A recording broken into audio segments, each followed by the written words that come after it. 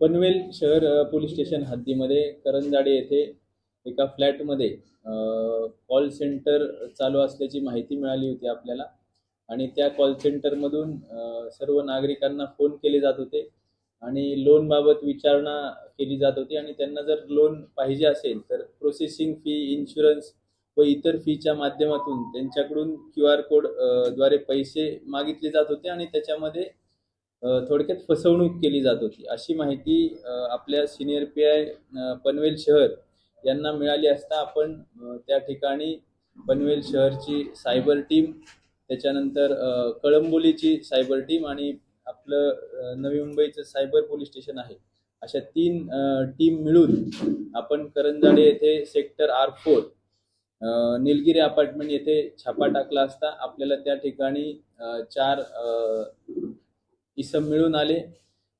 त्या ठिकाणी 3 लॅपटॉप, त्याच्यानंतर 15 मोबाईल, 31 सिम कार्ड, 7 वेगवेगळे डेबिट कार्ड, असा एकूण 4 लाखाचा मुद्देमाल आपल्याला मिळून आला।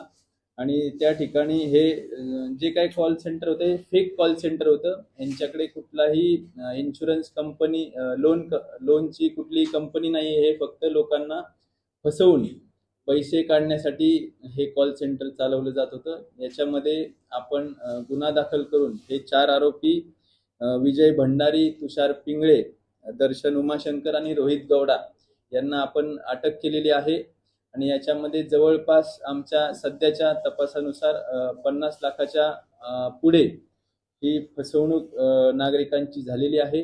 याच्यामध्ये पुढील तपास टीम करत आहे, परंतु याच्यामध्ये तपास चालू आहे। ह्याचा बेस कर्नाटक राज्यातील असल्याची शक्यता आहे। यांच्यावर देखील 1-2 लोक असण्याची माहिती आम्हाला मिळालेली आहे, त्यानुसार आमचा तपास चालू आहे। थोडक्यात आता ह्यांचं मोडस असं होतं की फेसबुकवर एक लोनचं पेज तयार केलं जायचं, त्याच्यावर नागरिकांना लोन हवे असल्यास या नंबरवर संपर्क करा असा मेसेज दिला जायचा आणि त्याच्यावर जेव्हा नागरिक संपर्क करायचे तर अशा नागरिकांना मग या कॉल सेंटरमधून कॉल केले जायचे, तुम्हाला लोन पाहिजे आहे अशी आम्हाला माहिती मिळाली आहे, मग तुम्ही एवढे एवढे मिनिमम डॉक्युमेंट्स आमच्याकडे लागतील आणि तुम्हाला आम्ही लोन करून देऊ। मग 15-20 लाखासाठी त्यांची एक ठराविक फी असायची, ती फी घ्यायची आणि नंतर फोन बंद करायचा।